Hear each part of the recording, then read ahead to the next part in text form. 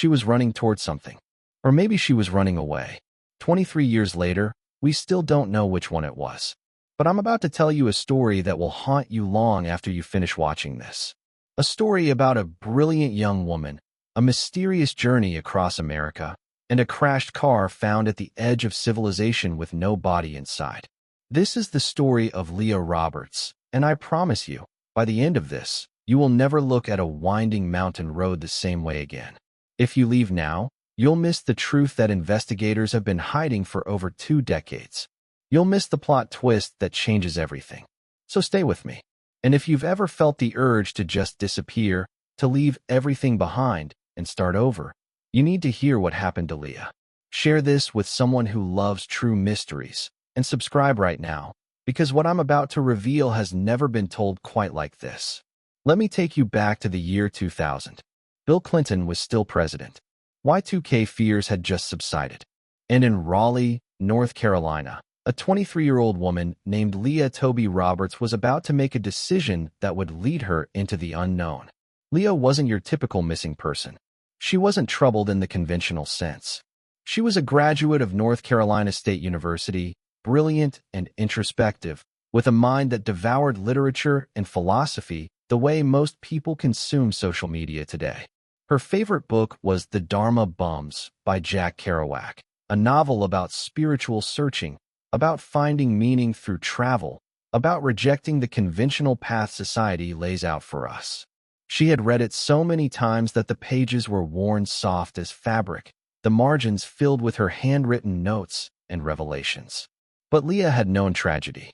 Real, devastating tragedy. 2 years before she disappeared, her mother passed away. And if that wasn't enough to shatter a young woman's world, her stepfather followed not long after. The 2 people who had anchored her to this earth, gone. Leah inherited money from their deaths, around $25,000. Some people would have used that money to build stability. Leah used it to buy freedom. She purchased a green Jeep Cherokee and began making preparations for a journey. Not a vacation. Not a road trip with friends. Something else entirely. Something that felt more like a pilgrimage. Her friends noticed changes in her behavior in the weeks leading up to her departure. She seemed lighter in some ways, as if she had made peace with something. But she also seemed distant, like she was already halfway gone, like her spirit had departed before her body had a chance to follow. In March of 2000, Leah loaded up her Jeep with camping supplies, clothes, her books, and her beloved rottweiler named Elijah. She told her roommate she was going to find herself. She was heading west, toward Washington State, drawn by some invisible thread to a land she had never seen but somehow felt was calling her name. She mentioned wanting to see the places Kerouac had written about, wanting to walk where the Beat Generation had found their revelations. Her roommate asked when she would be back. Leah smiled, that mysterious smile that would later haunt everyone who knew her, and said she wasn't sure. Maybe a few weeks. Maybe longer. She wasn't bound by anyone's timeline anymore. The morning she left, the sky over North Carolina was a pale gray, that kind of gray that could mean rain or could mean nothing at all. Leah hugged her roommate goodbye, climbed into her green Jeep, and pulled away from the curb. She drove down the street, turned the corner, and vanished into the great American unknown. For the next few weeks, there were scattered sightings. Credit card receipts placed her moving steadily westward. She stopped for gas, for food, for rest. She was following a route that seemed purposeful but also spontaneous, like she was being guided by intuition rather than GPS. This was before smartphones remembered our every move, before our lives left digital breadcrumbs for anyone to follow. Leah was traveling in that last window of American anonymity, when a person could truly disappear if they wanted to. She made phone calls home, brief conversations that revealed little about her emotional state. Yes, she was fine. Yes, the trip was going well. No, she didn't know exactly where she was headed next. The calls were reassuring enough that no one worried. Not yet. Then, on March 18, 2000, Leah Roberts drove into Whatcom County, Washington, a remote and staggeringly beautiful region near the Canadian border. She was far from home now, nearly 3,000 miles from everything she had known. The landscape around her had shifted from the gentle green of North Carolina to something wilder, something ancient. Towering evergreens, mountains that scraped the clouds, rivers that ran cold and clear as glass. She stopped at a few places that day, talked to a few people. Nothing seemed wrong. She was just a young woman on a journey, another traveler passing through. No one could have known they were the last people to see Leah Roberts alive. And then she drove up a logging road, into the wilderness, and the rest of her story became a mystery that has tormented investigators, amateur detectives, and true crime enthusiasts for over 2 decades. What happened on that road? Why did she go there? And most importantly, where is Leah Roberts now? To understand where Leah was going, you first have to understand who Leah was. And to understand who Leah was, you have to understand the book that changed her life. The Dharma Bums was published in 1958 by Jack Kerouac, the king of the Beat generation. It tells the story of Ray Smith, a spiritual seeker who rejects the materialism of American society and searches for truth through Buddhism, nature, and the open road. The book is a love letter to the mountains of the Pacific Northwest, to solitude, to the idea that enlightenment can be found not in churches or universities, but in the wild places where civilization ends. Leah didn't just read this book. She absorbed it. She internalized its philosophy. She saw herself in Ray Smith, in his restlessness, in his hunger for something more meaningful than the life society expected him to live. After losing her mother and stepfather, after finding herself suddenly untethered from the anchors of family, Leah seemed to decide that maybe Kerouac had been right all along. Maybe the answers were out there, in the wilderness, waiting for her. Her friends later recalled conversations where Leah spoke about wanting to live differently. She talked about how most people sleepwalk through their lives, following scripts written by their parents, their bosses, their culture. She wanted to wake up. She wanted to really live, even if it meant doing things that seemed crazy to everyone else. This wasn't depression talking, at least not in the clinical sense. Leah was philosophical about death, yes. Losing 2 parents in quick succession will do that to anyone. But she wasn't suicidal. She was searching. There's a difference, though that difference would later become the subject of intense debate among investigators trying to understand what happened to her. In the months before her departure, Leah had started giving away some of her possessions. Not all of them, not in the way someone planning suicide might. But she was lightening her load, simplifying her life. She told friends that she didn't want to be weighed down by things anymore. She wanted freedom of movement, freedom of spirit. She also became more spiritual, though her spirituality was eclectic and personal rather than tied to any organized religion. She was interested in Buddhism, in transcendentalism, in the idea that nature itself was a kind of temple. She meditated. She wrote in journals, pages and pages of introspection that have never been fully released to the public. When she finally decided to make her journey west, her destination wasn't random. Whatcom County, Washington, is home to Mount Baker, one of the most majestic peaks in the Cascade Range. It's also near Desolation Peak, where Jack Kerouac himself spent a summer as a fire lookout in 1956, an experience that deeply influenced the Dharma Bums and his other writings.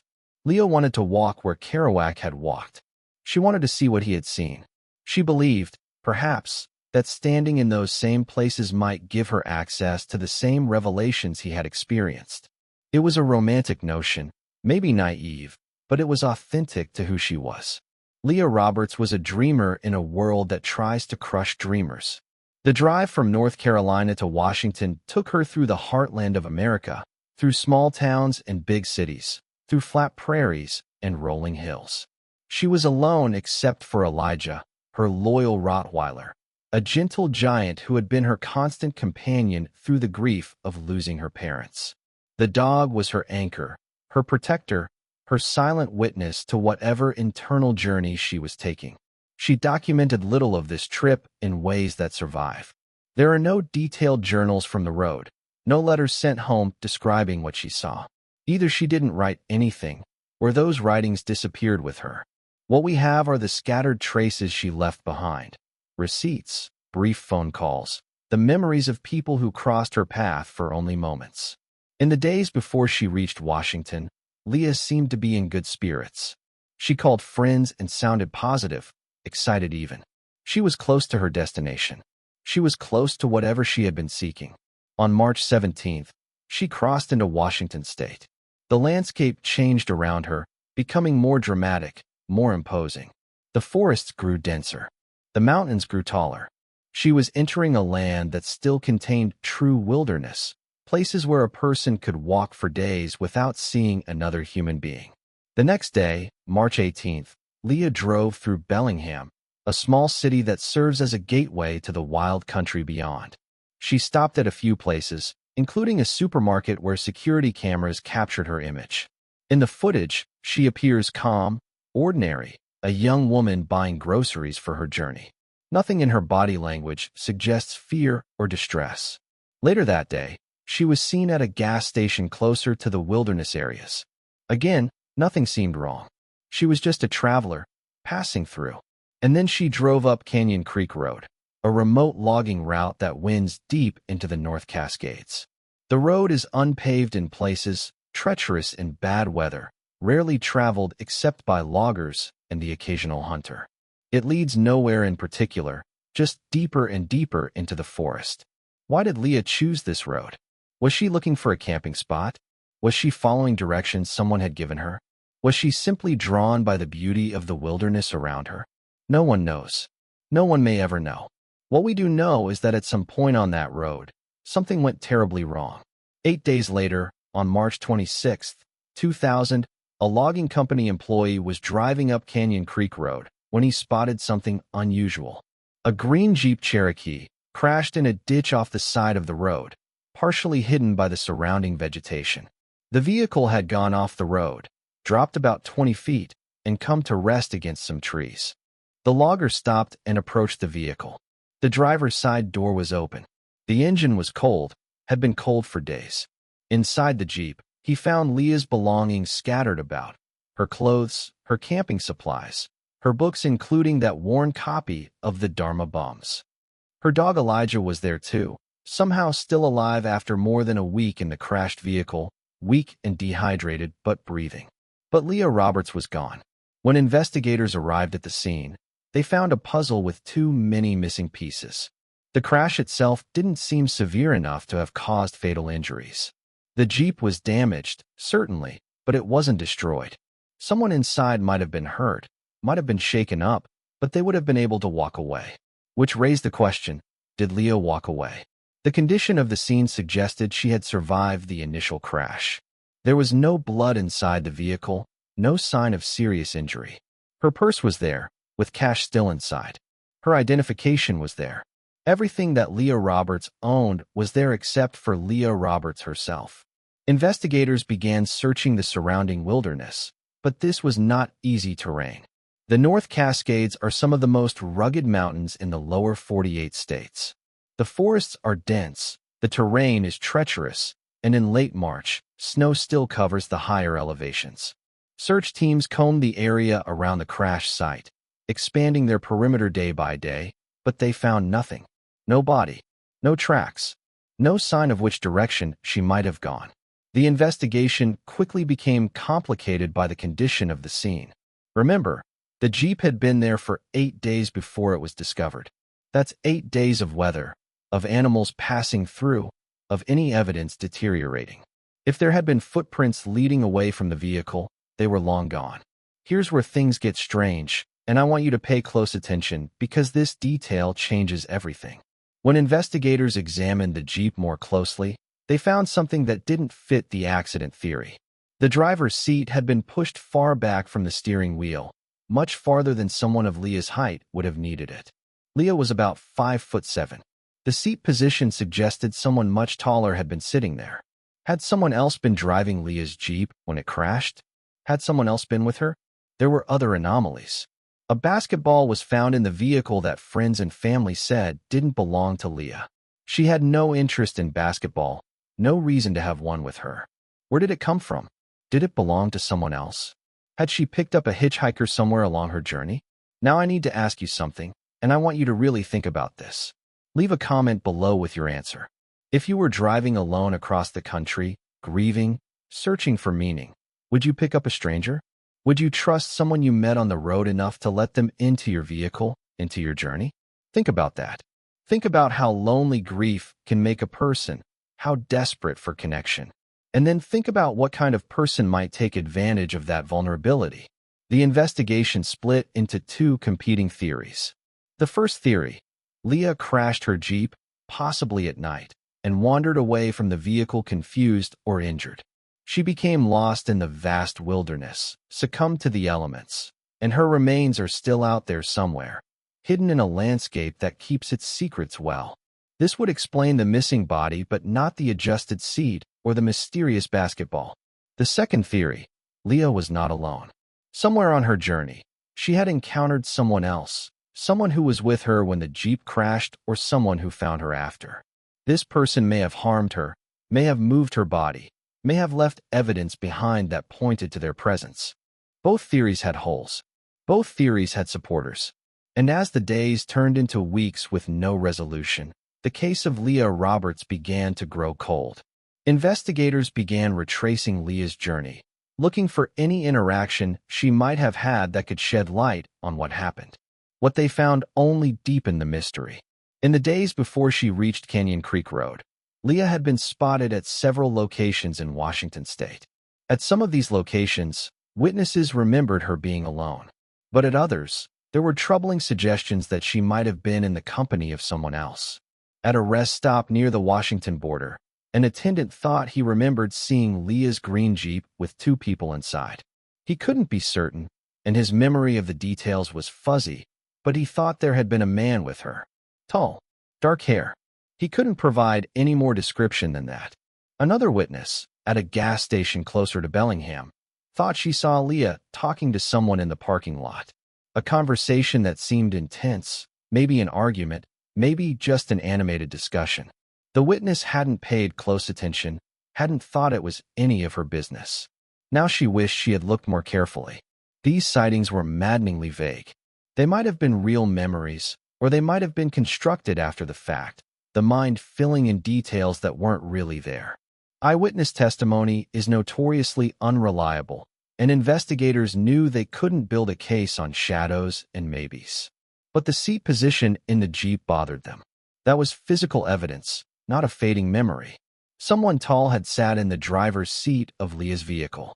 If Leah was the last person to drive it, why would the seat be pushed back so far? There were possible innocent explanations. Maybe Leah had pushed the seat back to sleep in the vehicle, to stretch out. Maybe she had adjusted it for some reason related to the camping gear in the back. But these explanations felt forced, like trying to hammer puzzle pieces into places they didn't quite fit. The basketball remained unexplained. Some investigators dismissed it as irrelevant, something Leah had picked up at a garage sale or found abandoned somewhere. But her friends and family were insistent. Leah had no interest in basketball, no reason to have one. It wasn't hers. Investigators began looking at the area around Canyon Creek Road more closely. Who lived out there? Who frequented those logging roads? What kind of people existed on the margins of society in those remote woods? What they found was troubling. The wilderness areas around Whatcom County, while beautiful, had a dark side. Over the years, they had attracted people who wanted to disappear, people who didn't want to be found, people who lived off the grid and off the law. There were drug operations in those woods, marijuana grows that criminals defended with deadly force. There were survivalists and hermits, some harmless, some potentially dangerous. And there were transients, people who drifted through the area, worked odd jobs, and moved on. These were the hardest people to track, the ones who left no records, no permanent addresses, no traces of their passing except in the memories of those they encountered. Investigators began showing Leah's photograph around the area, asking if anyone had seen her, if anyone had seen who she was with. The responses were frustrating. Some people claimed to recognize her, but couldn't provide useful details. Others refused to talk at all, suspicious of outsiders asking questions. One lead emerged that investigators pursued aggressively. A local named Garrett Matthews came to their attention. Matthews was a familiar figure in the area, a drifter who bounced between the wilderness and the margins of local towns. He had a criminal history, nothing violent, but enough to make investigators take notice. More importantly, he had been seen in the Canyon Creek Road area around the time of Leah's disappearance. Matthews was questioned, but never charged. He denied knowing anything about Leah Roberts, denied having seen her or her vehicle. His alibi for the relevant time frame was weak, but not entirely disprovable. Without physical evidence tying him to the crime, investigators couldn't hold him. Other potential suspects emerged and faded. A man who had been camping in the area and left abruptly around the time of the crash. A group of young men who had been seen driving on logging roads that week. Each lead was pursued, each person questioned, and each time the trail went cold. The investigation was hampered by the passage of time. By the time the Jeep was discovered, crucial evidence had already degraded. By the time investigators started showing Leah's photo around, memories had already begun to blur. They were always one step behind, always arriving after the critical moment had passed. Meanwhile, Leah's family was living through a nightmare. Her sister, her friends, the people who had known and loved her were left in an agony of uncertainty. Was Leah alive somewhere, having chosen to disappear for reasons of her own? Was she dead, her body hidden in a wilderness that might never give up its secrets? Was someone out there who knew what had happened, living their life freely while a family suffered? The not knowing was its own kind of torture.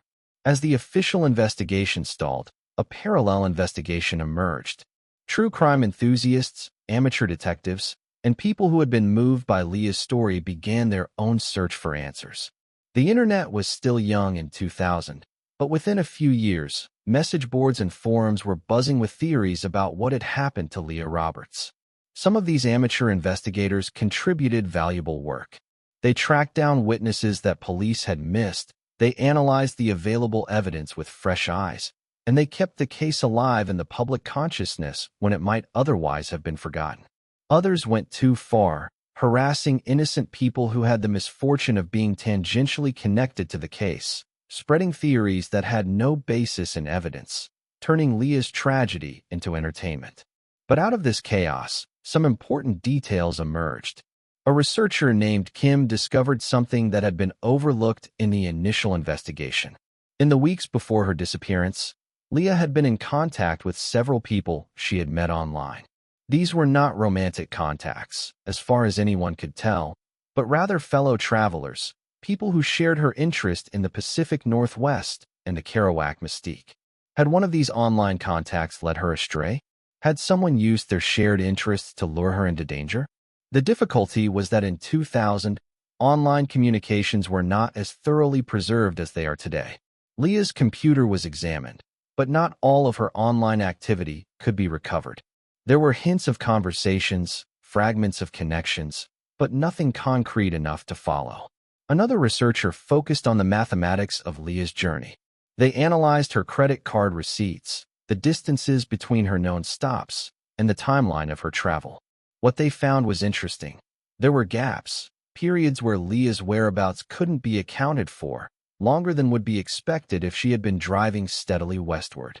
Where was she during these gaps? Had she stopped somewhere not recorded in her receipts? Had she been with someone who was paying for things? Had something happened during these unaccounted hours that set the stage for what came later? The wilderness itself was searched again and again over the years. Volunteers organized expeditions, hiking into the remote areas around Canyon Creek Road, looking for any sign of Leah or her remains. These searches were dangerous, the terrain unforgiving, but people did them anyway, driven by a desire to bring closure to a grieving family. They found things in those woods. Not Leah, but reminders of how many secrets the wilderness keeps. Old camps abandoned by transients. Refuse from illegal activities. The bones of animals, sometimes arranged in ways that made searchers' hearts race before they realized they were not human. But they never found Leah Roberts. As the years passed, the case attracted the attention of several journalists who wrote detailed accounts of the mystery. These accounts brought new tips to investigators, but none of the tips led anywhere. Someone would call and say they had seen Leah in a town across the country, alive and well, living under a new name. Investigators would follow up, and the sighting would prove to be a misidentification a woman who looked vaguely like Leah, but wasn't her. Each false lead was a fresh wound for the family. Hope offered and then snatched away. The most persistent theory among those who followed the case was that Leah had encountered someone on the road, someone who had gained her trust and then betrayed it. This theory fit the evidence: the adjusted seat, the mysterious basketball, the witness sightings of a possible companion. It also fit what we know about how predators operate. They look for vulnerability, for isolation, for opportunity. A young woman traveling alone, grieving, searching for meaning, would have been tragically perfect prey.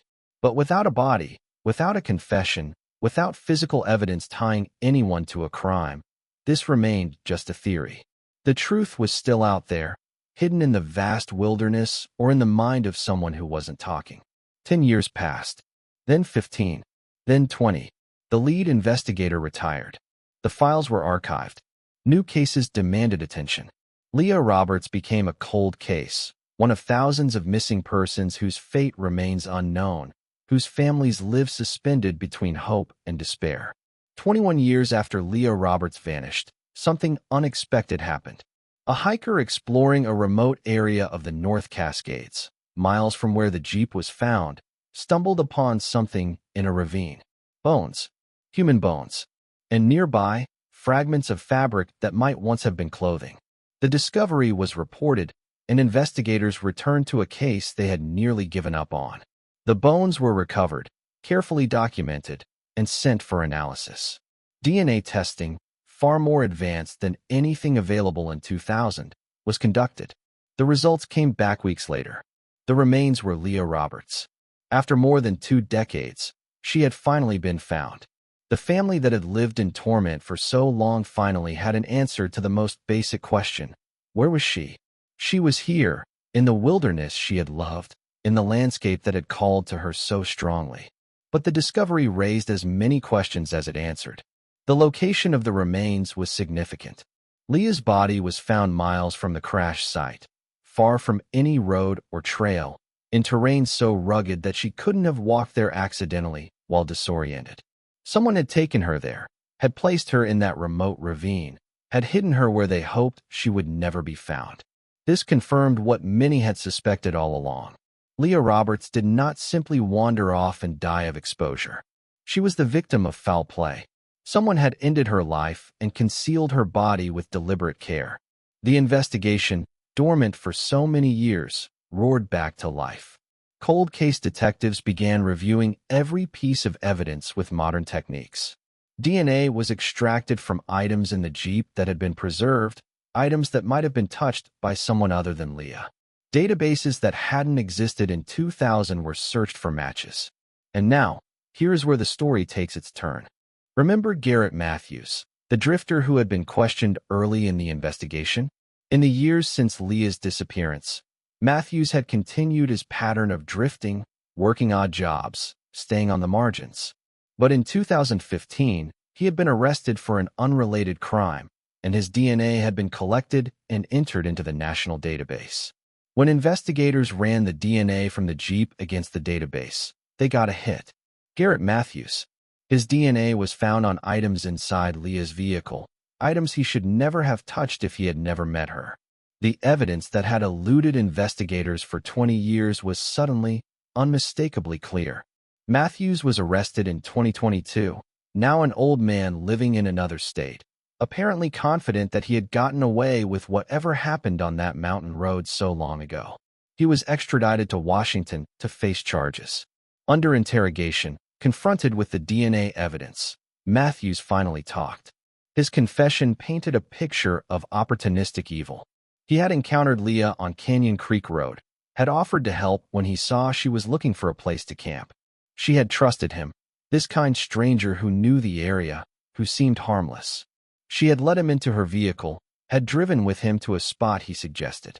And then, when they were alone in the wilderness, far from anyone who could help, he had attacked her. Matthews claimed it wasn't premeditated, that things had gotten out of hand, but the location where he hid her body suggested otherwise. He had planned this. He had known exactly what he was doing and exactly how to get away with it. For 22 years, he had been right. He had gotten away with it. But now, finally, he was going to answer for what he had done. The trial of Garrett Matthews took place in 2023, more than 23 years after Leah Roberts set out on her journey west.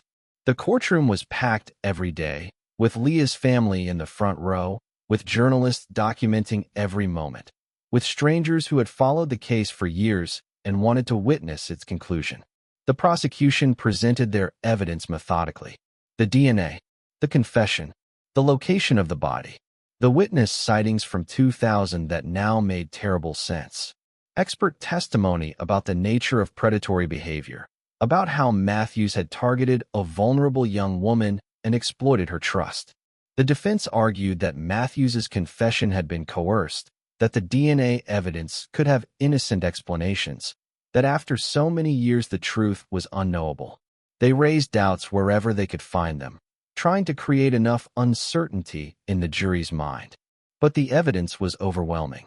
23 years of waiting had produced 23 years of evidence, and now that evidence was being presented in a court of law.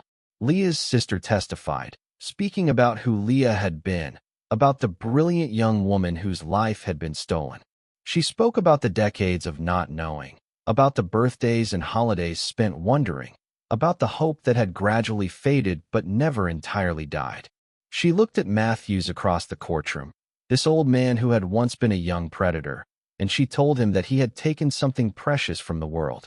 Other witnesses testified, investigators who had worked the case in 2000 and never forgotten it, experts who had analyzed the evidence, people from the community who remembered the fear and confusion when a young woman vanished from their midst. And then, finally, the jury deliberated. They were gone for only 4 hours. When they returned, the foreman stood and delivered the verdict. Guilty. Guilty of first-degree murder. Guilty of concealing human remains. Guilty on every count. Leah's family wept. Reporters captured the moment. And somewhere, somehow, maybe Leah herself knew that justice had finally been done. Garrett Matthews was sentenced to life in prison without the possibility of parole. He would die behind bars, never again walking free in the wilderness he had used as a killing ground.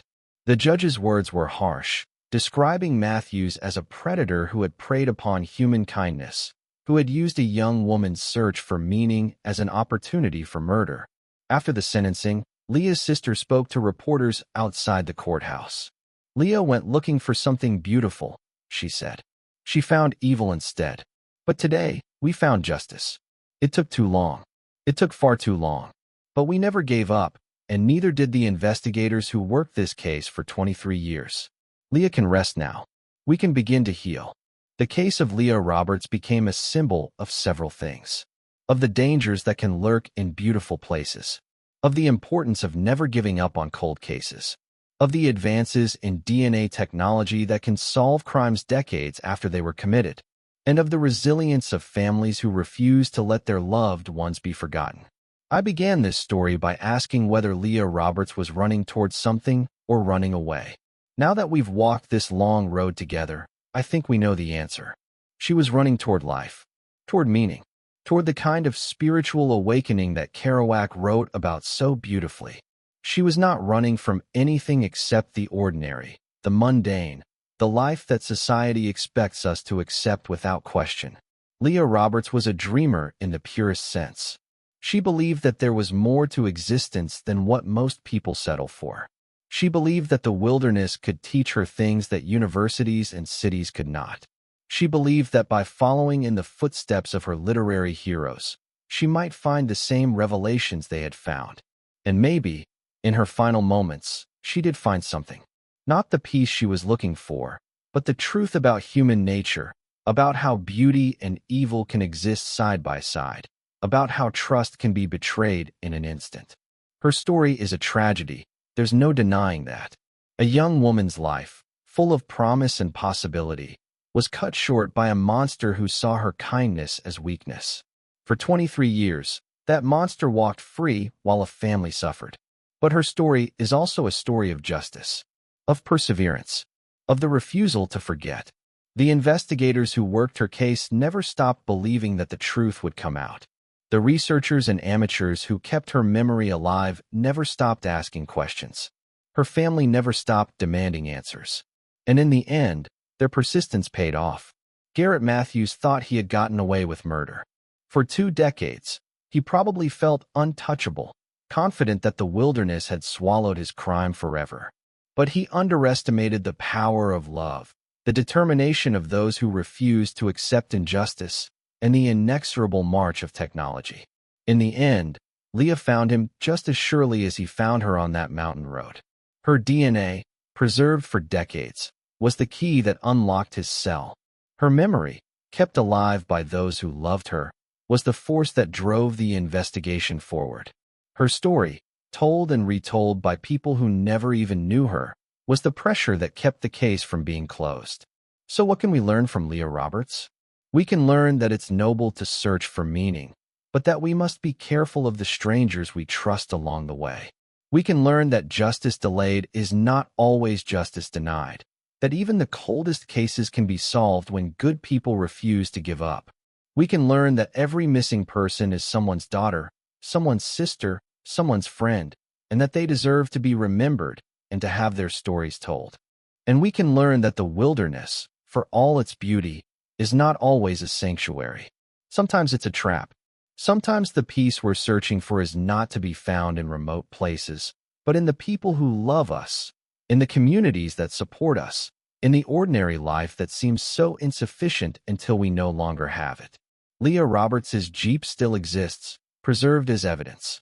Her copy of the Dharma Bums still exists too, its pages still soft from all her reading, its margins still bearing her handwritten notes. These artifacts remain as testament to who she was and what she was searching for. But more important than any physical artifact is the memory of Leah herself.